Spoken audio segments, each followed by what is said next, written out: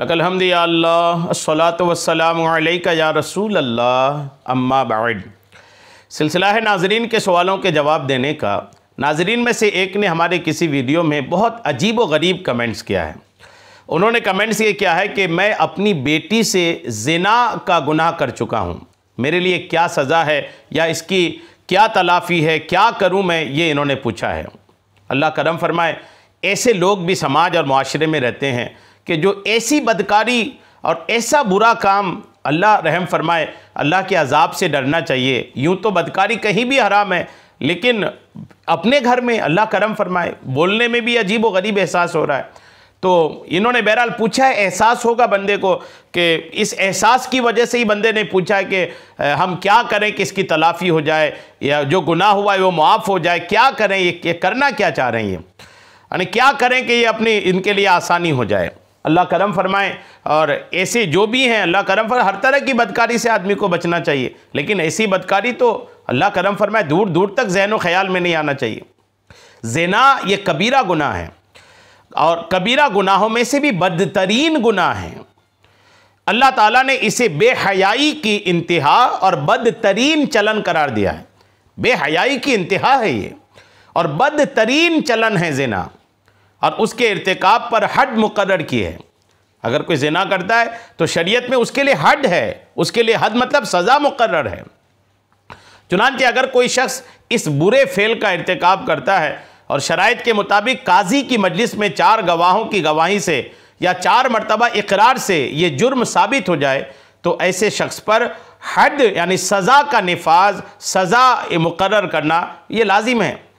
ताहम शरी उसूल के तहत हुदूद के यानी सज़ा के निफाज का इख्तियार इस्लामी हुकूमत और अदलिया के अलावा किसी को हासिल नहीं है।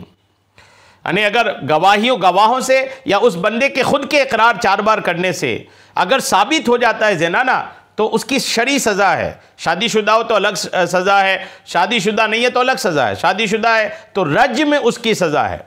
रज्म मतलब पत्थरों से उसे मार मार करके उसकी जान ले ली जाएगी, या अगर शादीशुदा अगर नहीं है तो 100 कोड़े मारे जाएंगे। तो इस सज़ा तो है ये। अब ये सज़ा जो है ये इस्लामी हुकूमत हो, इस्लामी अदलिया हो और काजी के सामने सारा कुछ पेश हो और वो साबित भी हो जाए, तब जाकर के ये सज़ा है दुनिया में। और आखिरत में जहाँ तक बात है तो आखिरत तो फिर रखा हुआ है, आखिरत की सज़ा तो है।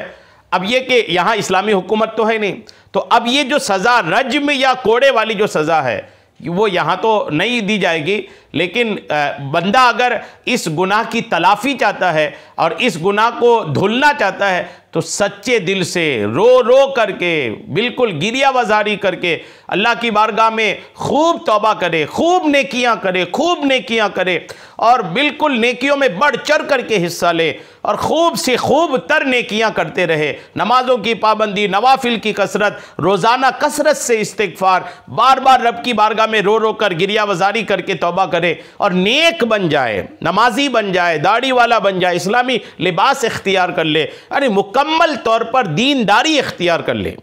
चूँकि जो जितना बड़ा गुनाह करता है उसकी तलाफ़ी के लिए वो उतना ही ज़्यादा रब को राज़ी करने की कोशिश करे, तो बहुत ज़्यादा नेक बनने की कोशिश करे, फ़राइज़ के साथ नवाफिल भी कसरत से करे, तो उम्मीद है अल्लाह के करम से कि उनकी तौबा कबूल हो जाए। तौबा बहुत बड़ा रास्ता है आपके लिए, आप तौबा करें। एक तो तौबा करें, एक तो ये हुक्म है। और दूसरा जो एक ज़रूरी बात इसमें यह है कि कोई अगर अपनी बेटी के साथ ये बुरी हरकत करता है ना, तो उसकी अपनी बीवी हमेशा के लिए उस पर हराम हो जाती है। बीवी जो है वो हमेशा के लिए हराम हो गई। अब वो बीवी नहीं रही, जी हाँ, वो उनकी बीवी ना रही और वो बीवी बनने की कोई सूरत भी नहीं है, हमेशा के लिए वो एक अजनबी औरत की तरफ हो गई। तो अपनी बीवी से भी अलग हो जाए, अपनी बीवी से भी दूर रहे, चूँकि वो निकाह ख़त्म हो गया, बीवी नहीं रही। एक तो मामला ये भी है। तो बहरहाल ये कि अब इसके बाद बीवी के साथ ना रहे, बीवी को दूर रखे अपने आप से। और दूसरा ये कि ये गुनाह जो किया है ना, इस गुनाह की तलाफ़ी के तौर पर कसरत से तौबा, इस्तिग़फ़ार और नेकियों में बढ़ चढ़ करके हिस्सा लें। अल्लाह करम फरमाए, अल्लाह करम फरमाए। तौबा करें, इस्तिग़फ़ार करें और बदकारी और दीगर तमाम तरह के गुनाहों से ख़ुद को दूर रखें। अल्लाह करीम हम सबको अमल की तौफ़ीक़ अता फरमाए। आमीन। बिजाहिन नबील अमीन सल्लल्लाहु तआला अलैहि वसल्लम।